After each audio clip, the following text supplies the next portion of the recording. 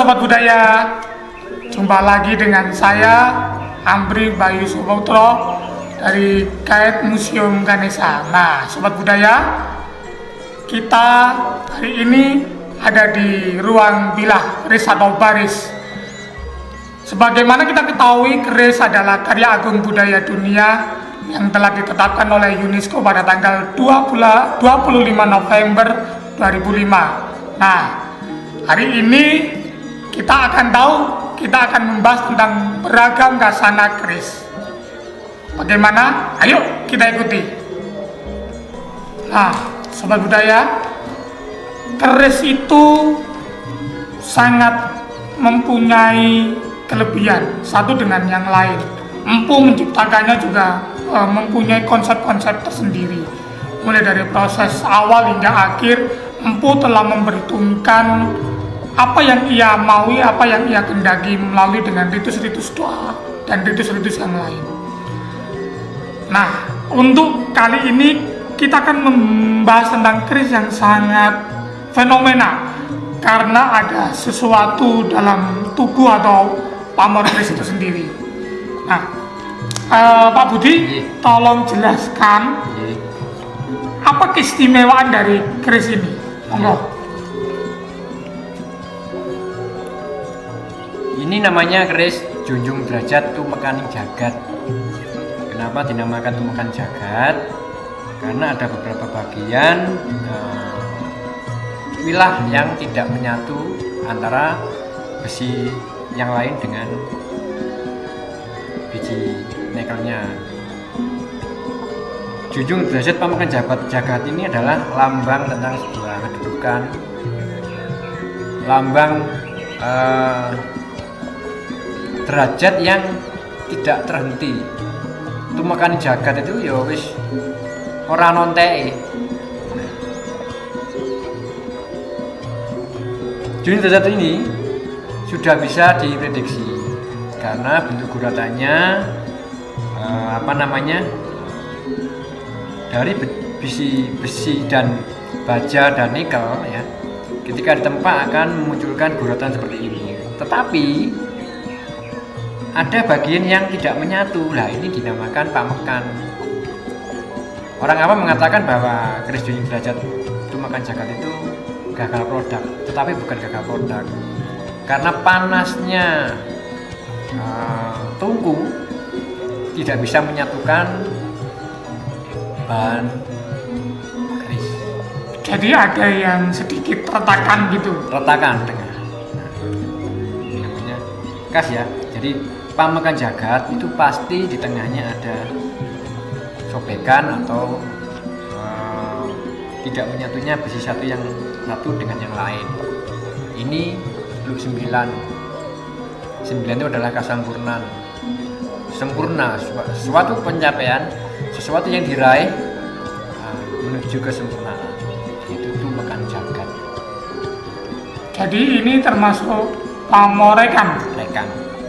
Karena bisa diprediksi, kecuali abstrak ya, yang pernah saya katakan. Kalau abstrak itu memang tidak bisa diprediksi. Zaman dulu aku membuat keris spekulasi ya, ketika melakukan penghitungan bahan akan muncul motif seperti apa. Nah, ketika diketahui, nah ini ternyata dari sekian ribu lipatan akan muncul motif seperti ganyut. Nah itu motif-motif yang eksperimen zaman dulu. Ketika sudah diketahui berapa kali lipatan, oh ternyata kalau 1000 lipatan akan muncul lawu saukel. Oh 5000 lipatan akan muncul penarikan kebal. Jadi sudah diketahui. Begitu. Jadi kalau yang Junjung Derajat Tumekaning Jagat ini pamorekan dibuat Kayasan. ya, jadi diolah seperti gunungan, seperti naik ke atas. Jadi lipatan-lipatannya sudah diatur. Terus tapi yang di tengah ini, nah ini yang di luar prediksi oleh empu karena tidak menyatunya bahan dasar ini sebenarnya. Nah, ini memang bukan rekayasa kalau pecahnya di tengah ini bukan satu rekayasa. Nah, terus siapa yang pantas memegang atau menyimpan keris Junjung Derajat ini?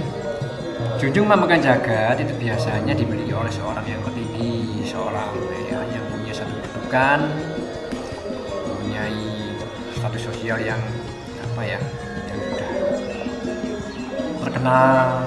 Jadi intinya keris ini biasanya disimpan oleh orang-orang yang memiliki kekuatan atau kekuasaan lah. Betul. Dia entah itu pejabat publik maupun non publik, intinya piandel yang disimpan untuk mensugesti dirinya agar dia percaya diri tampil di hadapan publik. Betul. Nah, itu. Kemudian kalau di legendanya apakah keris Pamegang Jagat ini ada yang kuno? Kalau yang kuno memang ada ya, dari bahan, makanya ketika dimutrani berarti keris kunonya sudah ada. Ketika kamardikan, ketika dibuat ulang, nah berarti ada salah satu contoh yang pernah dibuat, pernah dibikin, dan pernah ditempa. Di zaman dulu memang sudah ada seperti ini karena di zaman dulu ada tokoh-tokoh penting seperti di kerajaan, tokoh-tokoh yang mempunyai kedudukan lebih tinggi, mempunyai pusaka yang sudah ditentukan pusakanya. Kemudian Junjung Derajat ini apakah harus mempunyai lo? Kalau leres apakah nggak bisa? Banyak ya. Jadi Pamegang Jagat atau Junjung Derajat itu tidak harus lurus, tapi juga berkelok sesuai dengan keris empu membuat keris apa mau diluk atau buat leres. Oh gitu. Jadi semuanya itu bergantung pada si empu membuat keris tersebut. Karena empu telah menentukan keris apa yang akan diberikan oleh sang pemesannya. Nah, berarti tentunya empu juga memperhitungkan karakter si pemesan dan karakter keris yang akan dibuat. Nah, sobat budaya semakin tahu kan kalau keris itu tidak sembarangan dibuat oleh empu. Empu tentu memikirkan atau menghitung ulang apa yang akan ia buat, keris yang ia hasilkan. Contohnya adalah keris Junjung Derajat Pamegang Jagat ini. Nah, meskipun pamor-rekan atau rekayasa, empu selalu memiliki hitungan-hitungan yang tepat bagaimana keris ini akan dihasilkan. Tentu memprediksi atau mensortir dari pemilik yang akan memiliki keris tersebut. Nah, sobat budaya makin tahu kan bagaimana kinerja empu dan keris yang dihasilkan. Kita akan masih banyak bahas tuntas tentang keris-keris yang lain. Tunggu ya. Nah, bagaimana sobat budaya? Bagus kan? Menarik kan? Dari sebilah keris saja kita dapat pengetahuan yang banyak. Dari keris kita jadi tahu betapa luhur budaya nenek moyang kita.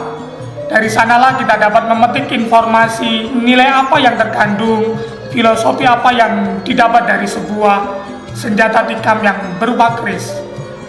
Sehingga kita dapat memetik pelajaran apa yang bisa kita nikmati secara visual seninya, apa yang bisa kita pelajari secara nilainya. Nah, sobat budaya, maka dari itu jangan pernah bosan ya untuk belajar tentang kebudayaan kita. Salam.